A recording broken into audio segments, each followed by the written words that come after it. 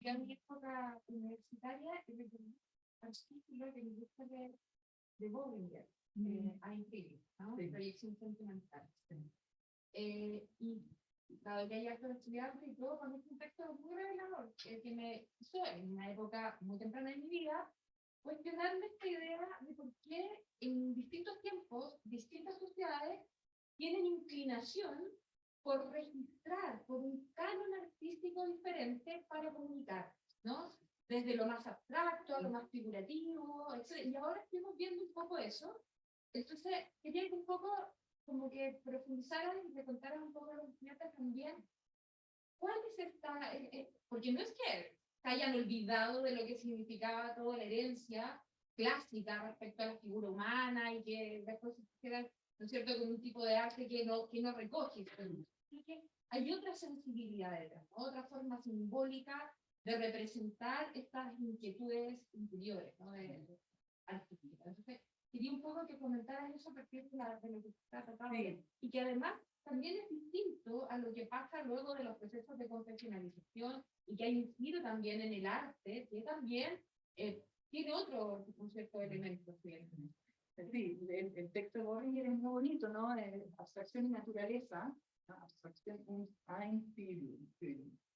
Es un texto que es muy decisivo para sacarnos de la mente el hecho de que el arte podría ser de algún modo progresivo en la conquista de la forma. Es decir, la gracia de Bohringer es que dice, hay dos principios igualmente lícitos y perfectamente legítimos para hacer una obra. Y ese principio puede ser operar por la vía de la abstracción o operar por la vía de la figura. ¿Ya? Y el arte clásico va por la vía de la figuración y el arte medieval en gran medida, por ejemplo, el geométrico griego o el egipcio, van por la vía de la abstracción. Y lo que quieren, buscan otras, son cosas distintas. Ahora, es bien notable que lo planteé porque en el fondo acá, y tanto lo que mostró Daniela como lo que mostré yo, estamos en un mismo contexto prácticamente, ¿no? Estamos en el siglo XIV y yo soy dos generaciones después con una, digamos, pariente, porque tiene que estar de algún modo vinculado. Entonces, acá, en cambio, uno puede ver de que hay una figuración, es decir, claramente un árbol que está perfectamente hecho, ¿cierto? Y en la práctica uno no dudaría de la maestría para representar la naturaleza por parte del artista. Pero si viéramos algunas de las otras imágenes, no las podemos ver, o sea, las podríamos ver, pero no nos vamos a quitar el tiempo, pero bueno, pueden entrar en la página de la Morgan Library, entran a Exhibitions, Online Exhibitions, y ahí buscan en la penúltima página, 6, ahí está The Hours of Catherine of Keys. Y ahí van a encontrar las imágenes, así que pueden recorrer completo el libro, ahí está su disposición. Pero lo que voy. En este mismo sitio, en la primera imagen de ese ciclo, aparece la cama de Adán, moribundo, su hijo atendiéndolo, y el mismo hijo al mismo tiempo tirándose y partiendo al paraíso a cumplir con la labor que su padre le daba. La misma figura simultáneamente tiene dos posiciones. Es decir, en esto uno puede ver que ahí está operando, si quisiéramos la noción de Bohringer, está el simbolismo por sobre la representación natural, figurativa, etc. Y no porque no la maneje, sino porque no quiere manejarla colectivamente. Entonces, ahí está lo que tú señalas, ¿cierto? Ahora, es verdad que Bohringer de repente también, como no tiene que forzarlo mucho porque tiende a ser, pero creo que está ahí, ¿no? Es que lo que se quiere representar es la naturaleza, pero la naturaleza subordinada en el orden que le corresponde dentro de una cosmovisión en la que es parte de una creación, y esa creación supone la huella del creador, ¿no? Y en ese sentido, entonces, lo simbólico pasa a tener una dimensión eminente, justamente porque el mundo no es solo lo que parece. Claro. ¿cierto? Y eso Humberto Eco lo dice muy bonito en el libro que tú señalabas, cuando dice, no, en el mundo medieval, un león nunca es solamente un león, ¿cierto? Ahora, tampoco hay que exagerar, porque un león en un escudo heráldico es solamente un león heráldico, y no hay que ponerle un sentido ahí un poco menos que ahí hay que ver al mismo resucitado, encarnado como un león. No, hay gente que hace una cosa rarísima en términos de simbolismo. Hay que tener mucho cuidado, porque los símbolos, como dice Michel Pastoureau, los símbolos no son propiamente universales, así, aplicados en cualquier momento, no. En cada momento hay que ver el contexto en el que se aplica están encarnados, claramente. Así que, algo de contexto. Y puedo complementar bien, ¿no? Claro, uno tiene hábitos, es decir, modo de leer la realidad, y uno se acostumbra y confunde el modo de leer, ¿no es cierto?, con la realidad misma. En el caso abstracto, ¿no? Puede recibir en vocación abstracta como el mundo celta, la Edad Media, que otro fundamento. Ahí uno dice, ahí, otra condición cultural, étnica, bueno, como sea, hay lecturas distintas, ¿no? Entonces, un plano de la lectura que ellos tienen es el dinamismo, ¿no? Entonces, por eso todos los diseños dinámicos, la espiral, el giro orgánico, no sé, bueno, pero ahí, en este plano, hay una analogía muy distinta a las nuestras, ¿no? Por ejemplo, o en otro plano del mundo de la estepa, ¿no? También, ¿no es cierto? La pantera se asemeja a un campo de trigo en movimiento, ¿no?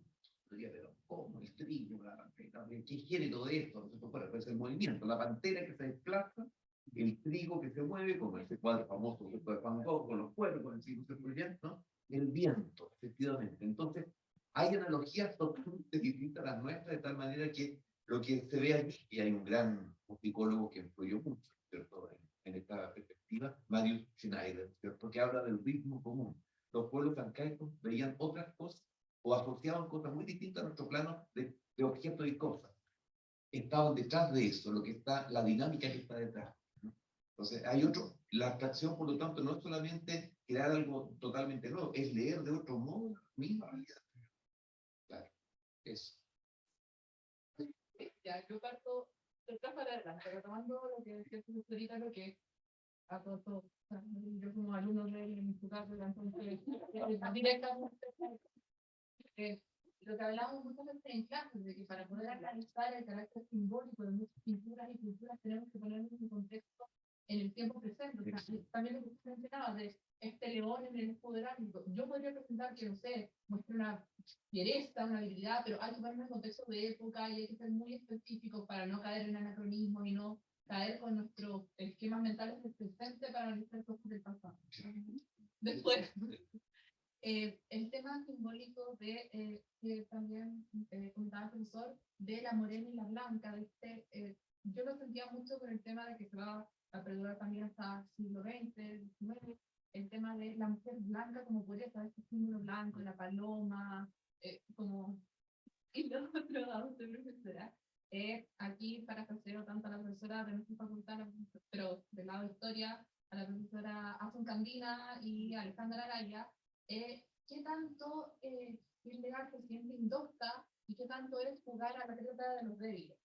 Qué tanto nos permite yo que también va a retomar, pero ahí nos salimos de la Edad Media, Sor Juana, de no, yo soy indocta, no me juzgo, lo que me permite la dignidad, esta victimización que muchas veces tienen que tomar el rol femenino para poder formar parte de un espacio intelectual. Eso era como, no sé si es como segunda o aborto, pero era esto mi comentario. Esta actitud. Sí, hay un vínculo directo ahí entre la mujer blanca y esa iluminación que deja en un espacio absolutamente marginal a la mujer morena. Esa iluminación es la iluminación de las mujeres que siguen un comportamiento que es el comportamiento que deben tener, que es un comportamiento circunscrito a los espacios donde no hay una experiencia del mundo como el de estas morenas, ¿cierto?, que están al aire libre. Bueno, además de todo lo simbólico que podemos decir de la luz, de todos lados, pero claro, hay una como tradición de estas mujeres asociadas a la luz, que es una tradición que viene justamente de los trovadores, ahí nos vamos a pasar los italianos, y hay un caso particular, porque quiero enlazar con el siglo XIX del que estaba hablando, con el siglo XIX hispánico. Ahí siguen siendo blancas las mujeres en esta tradición culta. Y van a ser las mujeres que escriben las que van a empezar a transformar esa piel blanca de la mujer. En el mismo siglo XIX se escribe mucho de esa piel blanca, en el romanticismo. Las propias mujeres, cuando empiezan a escribir, porque es una época en que las mujeres publican como nunca lo habían hecho, van a empezar también a escribir primero de estas mujeres blancas, como entrando en ese canon, ¿no? Pero va a aparecer después la mujer que está bajo el sol del mediodía. Entonces hay una relación súper directa cuando ellas marcan esta marginalidad, que por un lado es climática, como decía, y por otro lado también es la realidad de ser una mujer que escribe en el siglo XIX. Cuando ellas conscientemente desarrollan una poética que desafía esa lógica romántica del siglo XIX, el sol y cómo ellas se exponen a ese sol va a ser una imagen fundamental. Es súper interesante lo que pasa con Safo. Safo en el siglo XIX y en las pinturas del siglo XIX nunca aparece bajo el sol, pero en la poesía de estas mujeres españolas, Safo está justamente, el suicidio de Safo es bajo el sol. Y eso es tremendamente original en estas mujeres, a diferencia de esas otras representaciones que hay en la misma época. Entonces, lo que tú hablas de la piel, que te llama la atención, claro, es algo que efectivamente llamó la atención de las mismas autoras. Y que también en los propios cantos populares también justamente llamó la atención. O sea, cómo marcar esa diferencia por la piel. La piel morena es ese margen. También les quiero hablar de la ignorancia, de las entonces. Es que sabes que hay una excepción que yo creo que hay que hacer notar, que es el cantar de los cantares. El cantar de los cantares dice: negra soy, pero hermosa, por fin me ha dado el sol. Que ahí se deshace la maldad de la morenesa. Y además están todas las vírgenes morenas, empezando por la virgen morena. Así que el tema de la morenés, yo creo que tiene que ver con varias cosas. Un poco estamos hablando con los de la multiplicidad de capas de los símbolos. No es solamente pureza versus, digamos, experiencia. Pero esa simplificación igual sí se da en lo popular, donde no están esos conocimientos justamente. Entonces ahí sí el simbolismo mucho más claro. Ya, es súper interesante la pregunta y gracias porque me permite ajustar un concepto, ¿no? De hecho, decir que desde esta experiencia, como esta recepción más actual, que nosotros hacemos este concepto de indoctas, habría que mirarlo justamente desde ahí, desde lo que es la historia de los conceptos, ¿no? Y cómo van mutando. En su propio momento, la Hitler está aludiendo a su carácter indocto, no necesariamente como una mujer iletrada, pero una mujer que por lo tanto no recibía sistemáticamente, ¿cierto? El conocimiento del trivium, del quadrivium, dentro de eso. La erudición. La erudición que en ese momento estaba... Exacto. Ahora, victimización, yo te diría también como indocta, hoy yo, no, creo que iría contra eso, ¿no? Y al contrario, porque está buscando ahora la cita, no sé si la podemos ver, creo que no. Ella definitivamente no está diciendo que no sabe nada, está diciendo que sabe más que esos filósofos finalmente. Y esto, claro, es lo que la Victoria Silva dice, que al mostrarse ella como esta pobre mujer indocta, una ceniza de ceniza, podredumbre de podredumbre, en tanto, sí, mujer, bueno, le está dando autenticidad a esa experiencia por lo inverosímil que resulta que esta mujer sepa todo lo que sabe, de dónde lo sacó, cómo accedió a esos libros, bueno, a partir de la experiencia. Y en los libros visionarios, para seguir la línea que mencionaba José Manuel, que es interesante, ¿no? De todas maneras, ella no era para nada una indocta porque escribió libros de medicina, tratados de plantas, de música, muchísimo, ¿no? Pero en los libros visionarios sí hay este interés por dar una autenticidad a una experiencia vivida, ¿no? Y eso es lo que opera ahí. Pero no una victimización, creo yo, sino todo lo contrario, ¿no? Porque además, claro, sí, dice, las palabras que yo oigo son como las nubes movidas por el aire puro, ¿no? Como, son muy superiores. Muy superiores. No, sí, lo mismo, muy breve. estaba pensando en el concepto que tenía de la poder, de los muros para recibir la luz. Claro, no diría, eso es lo que permite el ingreso a la luz, ¿no? Precisamente no hay espesor, entra. Exactamente.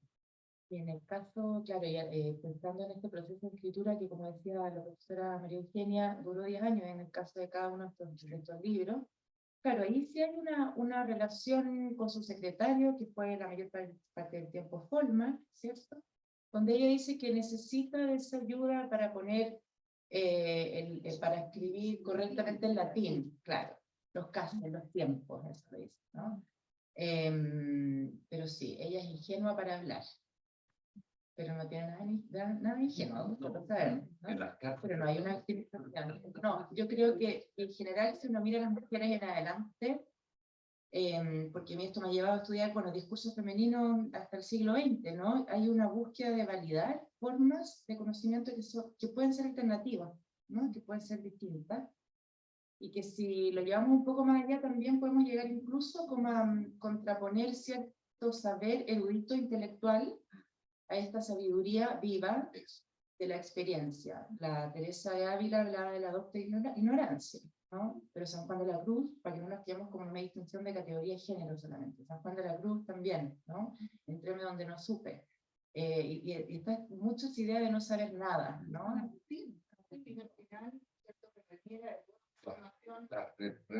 Claro. Para lo que entiende.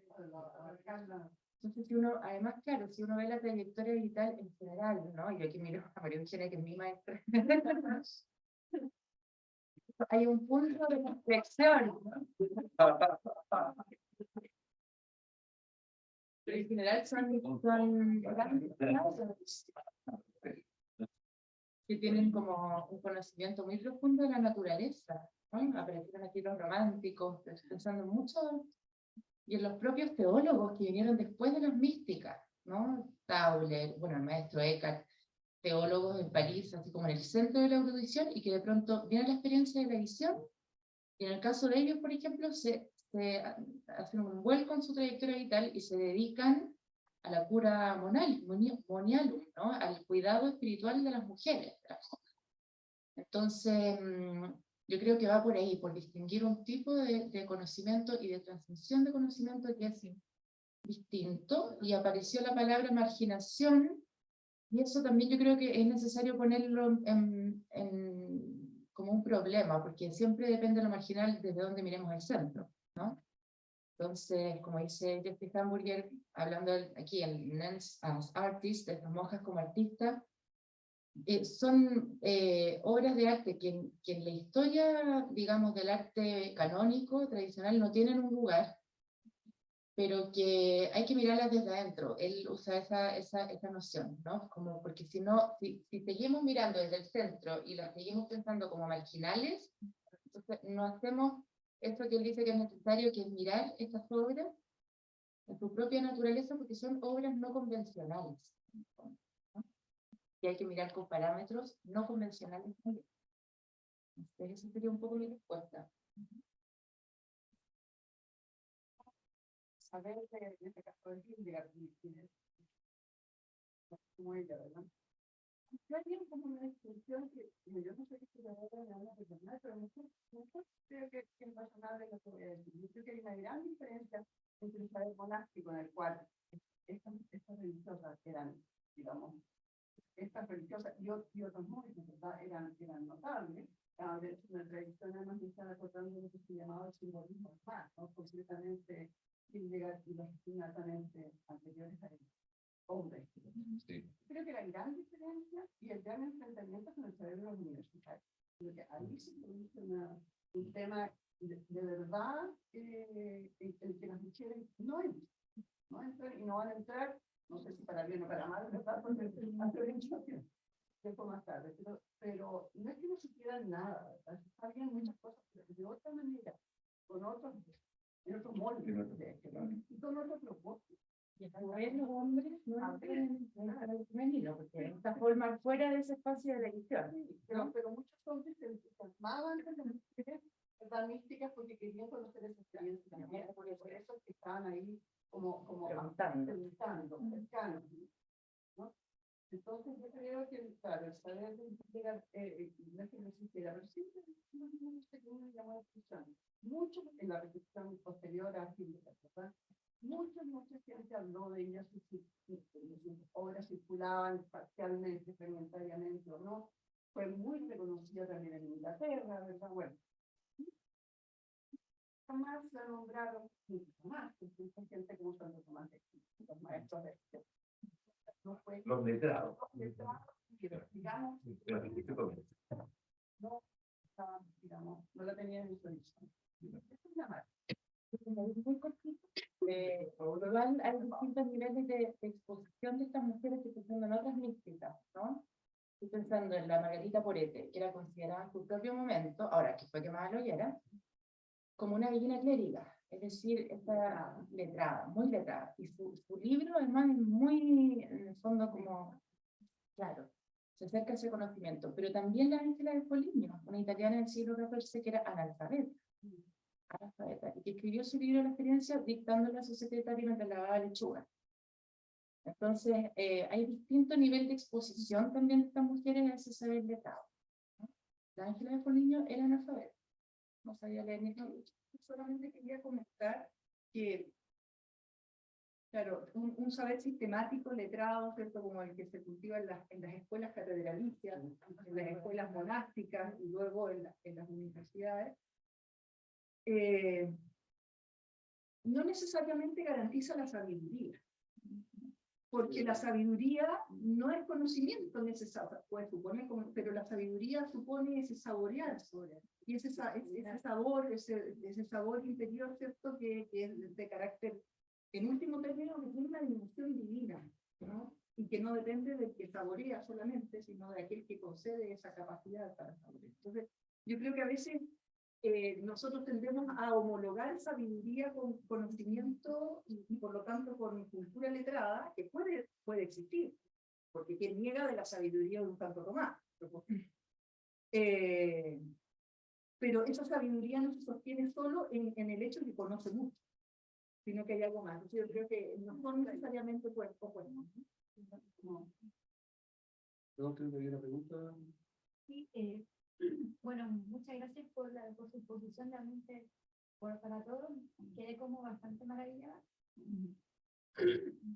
Disculpe, hace mucho tiempo que no tenía como un acercamiento como como al arte medieval y todo. Y creo que tengo como varios puntos como que me gustaría hablar con todos, pero, eh, pero más que eso, yo creo que me gustaría hacer como como hablarlo como algo para todos. Es como estamos hablando justamente del arte medieval. Obviamente el arte medieval de por sí es, para acceder a él, es necesario como el estar letrado, el estar como metido en la academia un poco. Y no es un conocimiento que cualquier persona común pueda acceder o pueda llegar a entender. Por ejemplo, en el hecho de el arte es una metáfora. Cuando se habla del arte medieval, ¿cómo entender este arte? ¿Cómo una persona común podría llegar a entender el arte medieval dando que el arte medieval es un arte que habla obviamente de las divinidades, que habla obviamente de toda esta experiencia de lo místico o de los celtas o de muchos grupos étnicos que vivieron en la Europa en aquellos años? Entonces, como una persona común y corriente que no tiene la academia puede acercarse al arte y entender la metáfora sin la necesidad de decir, oh, tengo que estudiar un posgrado, tengo que estudiar, tengo que leer un libro muy extenso para poder entender este conocimiento y acceder a de una manera en que yo también puedo llegar a contemplar este arte y puedo decir, me interesa, pero no sé cómo hacer, porque para eso necesito estudiar un posgrado, o necesito ser una persona letrada, y cómo acceder al arte y que me guste, que diga, me encanta, porque yo vi la imagen y a mí me encanta. Yo también he estado estudiando en la academia, entonces yo lo hago hablo por las personas, y también por la pedagogía. ¿Qué harían ustedes como profesores, como académicos? ¿Cómo si hubiera un niño acá o un adolescente o cualquier persona que estuviera afuera y entrara y dijera, oh, qué linda imagen, ¿cómo la entiendo? ¿Cómo te traía tú esa persona común y corriente? Esa es la feminidad. Y la necesidad de irse a lo, digamos, al grado, a lo librado, a lo universal. ¿Cómo a decirle, oye, interésate y contempla esto?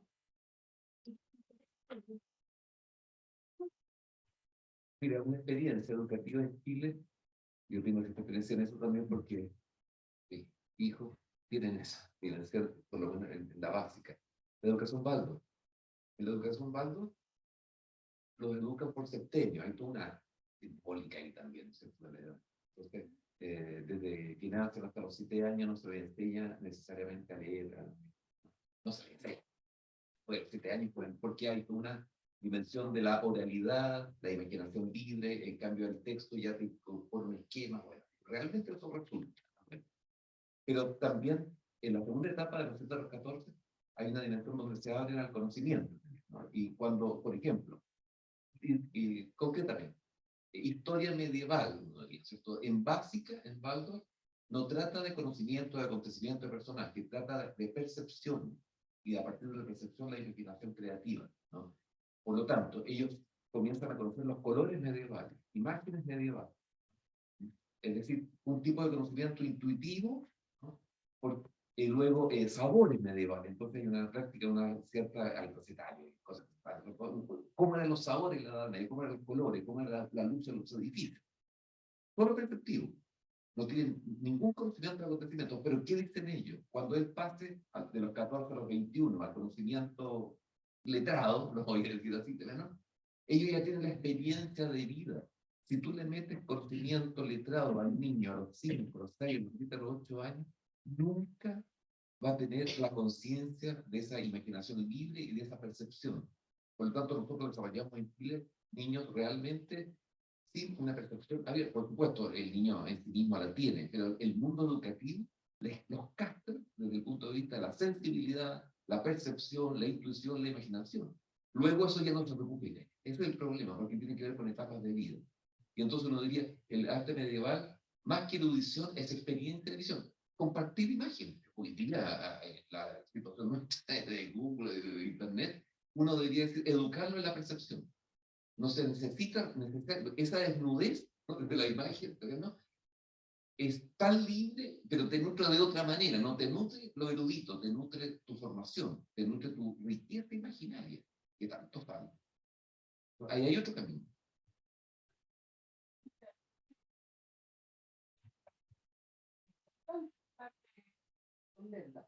Es cierto que nosotros empezamos aquí, tenemos experiencia de ser profesores en una universidad, por lo tanto ya estamos como encaminados, digamos, en un cierto nivel. Pero, bueno, por lo menos con Daniela y yo tenemos la experiencia con nuestros estudiantes de primer año, literalmente saliendo de la educación secundaria donde poco y nada, y de poco y nada ha sido realmente bastante formado. Entonces yo veo mucha capacidad de la gente de los 18 años de tener una entrada no directamente a la media, a otros mundos en general, a lo que va más allá de la vida diaria que todos compartimos. Yo diría que las imágenes y la música son los imágenes. Eso es el mejor para que dice que elimine, digamos, la gente, ¿por qué suena así?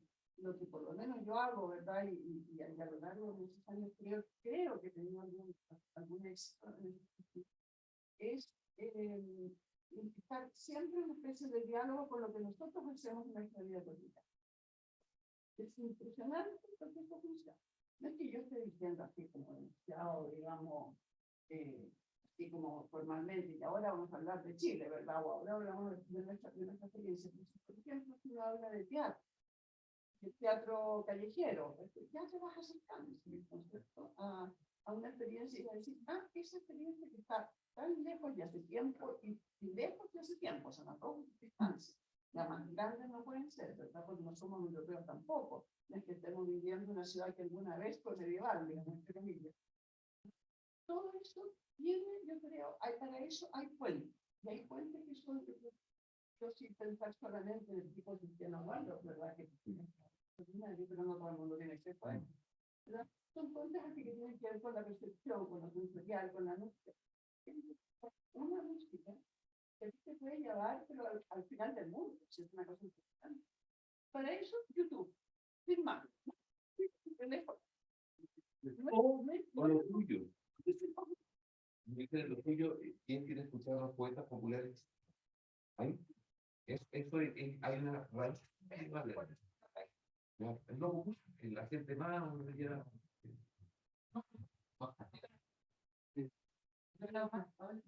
No, yo muy cortito me estaba acordando de un texto muy bueno de Franz Robert Jans que se llama Alteridad y modernidad en la literatura medieval, ¿no? Y él parte diciendo, hoy día el estudio de la literatura y el arte antiguo ha caído en descrédito, todo el mundo quiere estudiar como lo más moderno, ¿cierto? Lo más contemporáneo. Y porque lo antiguo, como, bueno, Grecia y también la Edad Media, ¿no? Resultan demasiado extraños, están como plagados de extrañeza, utiliza esa palabra. Pero de pronto dice, lo bonito es descubrir que en esa alteridad, en esa extrañeza, podemos, o en eso que resulta totalmente desconocido, podemos reconocer lo conocido, el presente, ¿no? Y al mismo tiempo, lo que aparentemente nos resulta tan familiar, estoy pensando en la literatura contemporánea, autores que pertenecen a nuestro mismo mundo, resulta que no son tan familiares, se nos hacen más extraños, ¿no? Entonces, yo creo que también algo bien fundamental es traerlo al presente, como decía la María Eugenia, ¿no? Sí. Varias consideraciones, pero yo pienso que primero estamos en una situación epocal particularmente ventajosa, porque somos digamos, una sociedad que está familiarizada con las imágenes, con la ventaja y la desventaja que significa. Demasiado, digamos, inmerso en el mundo de las imágenes, que nos atiborran, ¿cierto? Que entonces son tremendamente instantâneas, etc. Pero al mismo tiempo entendemos que comunicamos mucho con las imágenes. De hecho, Instagram es una plataforma que comunica con imágenes y no comunica con palabras. Entonces, en ese sentido, el relieve o el estatus que tiene la imagen en la cotidianidad me parece que es un punto de partida interesante, ¿ya?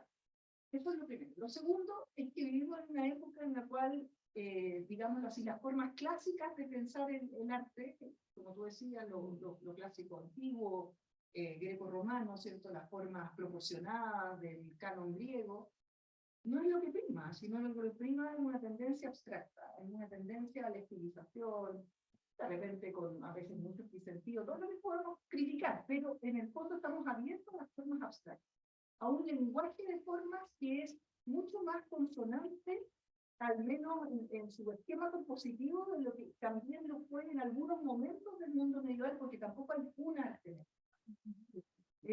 Ahí hay una gran distinción que hay que hacer, ¿no? No es lo mismo, tú decías, claro, los romanos, el mundo celta no es lo mismo que el mundo carolingio, ustedes mostraron imágenes de Hildegard, tú mostraste una imagen del siglo XIV, y yo mostré una del siglo XV, y hay comunidad en esas imágenes, pero también hay mucha distancia. Entonces, eso por una parte quisiera plantear. Entonces, estamos en un momento en que, digamos, consonantemente podemos echar mano a un repertorio visual y es mucho más consonante con la imagen medieval que de lo que lo es con la imagen clásica. Pero lo que pasa es que no se conoce, porque se piensa en la Edad Media como lo oscuro. Y entonces ese es el problema. Estamos peleando siempre con una Edad Media que no es sino oscura. Y por lo tanto que no tiene imágenes, porque de oscura, a no ser que sea la pintura de gótica, neogótica del 19. Claro, exacto. Este es un problema de prestigio que tenemos, ¿no? Muy complejo todavía. Y por otro lado, pensar lo siguiente, que las imágenes en el mundo medieval, y por eso hablo de las imágenes, no del arte, hablo más de la imagen. Las imágenes en el mundo medieval tienen múltiples soportes, múltiples condiciones, distintos lugares. No es lo mismo una imagen en un en una pared pintada, en la cual en el muro siempre ha estado allí pintada y que nunca se va a mover, o en la de un vitral, que la imagen en un libro y el libro se abre, se cierra, se lleva, no se lleva, se hereda, no se hereda, o en un broche, o en la tela de una manta, ¿cierto? Entonces, hay ahí una movilidad o una fijación de las imágenes que también hay que considerar. Y que también hay que entender que las imágenes en el mundo medieval no estaban dispuestas allí solamente para aquellos que conocían las letras, ¿no? Sino que estaban también para aquellos que no conocían las letras, pero no eran solo para los iletrados, que también ahí hay un error, ¿no? Es decir, es la literatura de los laicos, ¿cierto? La icono literatura, claro, la Biblia de los iletrados. Y resulta que había imágenes en el coro de una iglesia, o en el presbiterio de una iglesia, que solamente veían esos monstruos y que no la veía jamás el pueblo iletrado, ¿no? Entonces, no ¿se fija? Entonces, ¿qué es lo que voy? Es que el poder de la imagen, como diría David Friedberg, tiene una consistencia de fe y que hay que confiar un poco en eso. Entonces, pero que uno no puede amar lo que no conoce.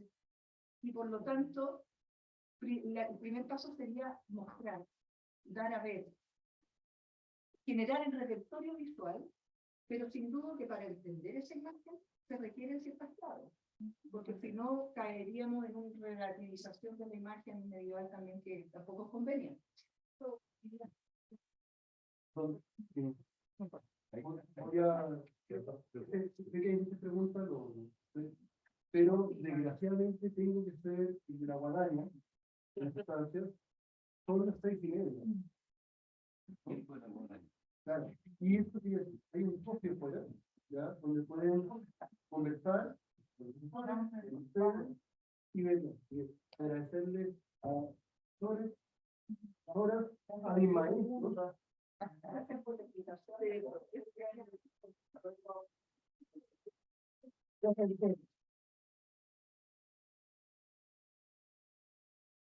Pueden quedar ahí